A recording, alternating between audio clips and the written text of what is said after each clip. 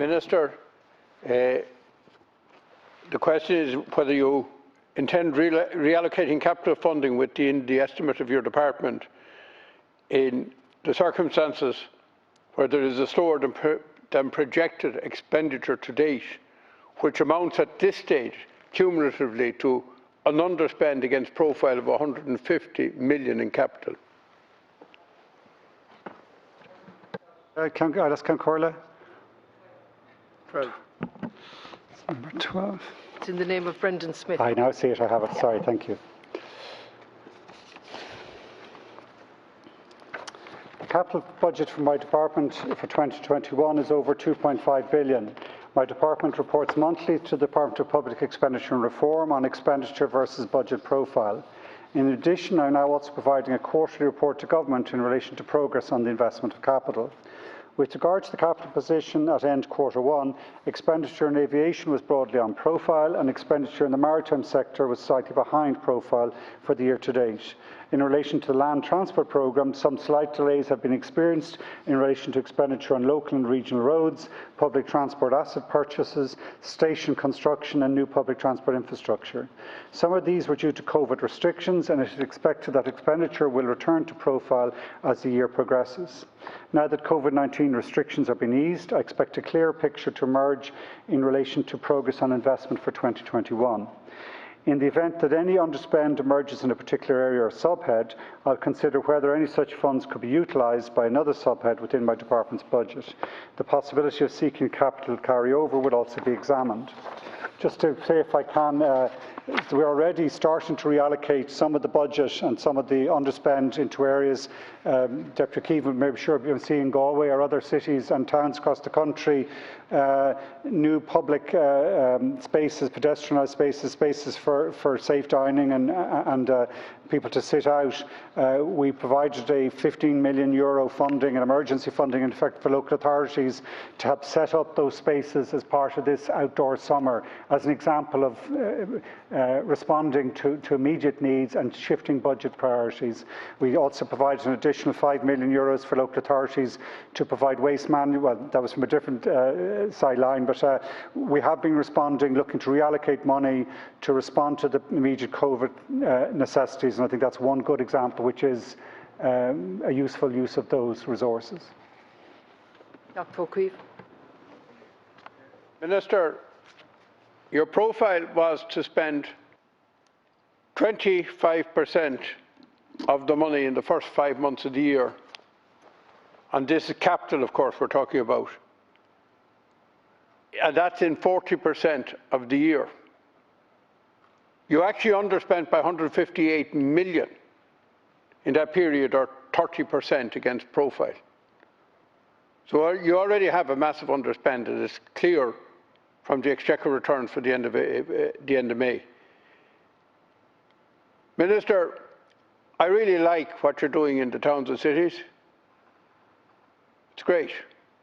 But there is a world beyond it out there that's been neglected. And in the last 10 years, not €1 from your department has gone to non-county roads, and there has been a total underspend on the needs in relation to county roads, county regional roads, county secondary roads, county tertiary roads. Minister, would you consider giving money to the LIS scheme to non-county roads, something you haven't done in your department for 10 years? And would you also consider increasing the funding for county roads this year, Deputy, just to deal with immediate urgent problems? Minister. Those non-county roads are in private ownership. Sorry, I'm uncertain of the definitions you're using, but there are also roads, there are different categories of roads which are always looking for funding, but the priority is on the public road network. There has been significant investment in local roads right across the country. There's been no shortage, no delay in allocating spending. There has been a certain underspend because of COVID, because for certain non-essential works which weren't continued through the first 4 or 5 months of the year of the pandemic, there was a natural holding back.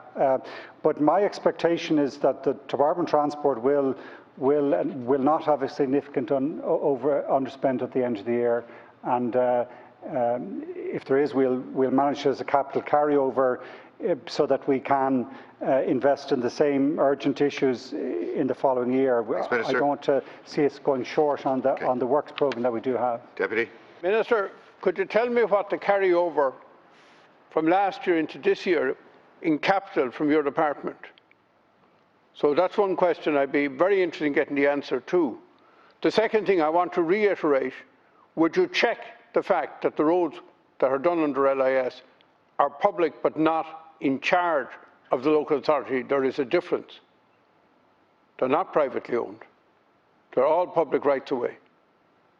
And would you consider providing extra funding to those counties that could spend extra money on urgent works that are needed on county roads and on non-county roads? The over was 110 million from last year, of which there's the spend. There's remaining 41 million euros due to be spent. Sorry, when I describe the road as a private road, I don't deny that there's a public right of way and that those roads are critically important. But there is also, for, as you say yourself, a huge requirement within the council's own works and requirements to maintain and upgrade the public road network.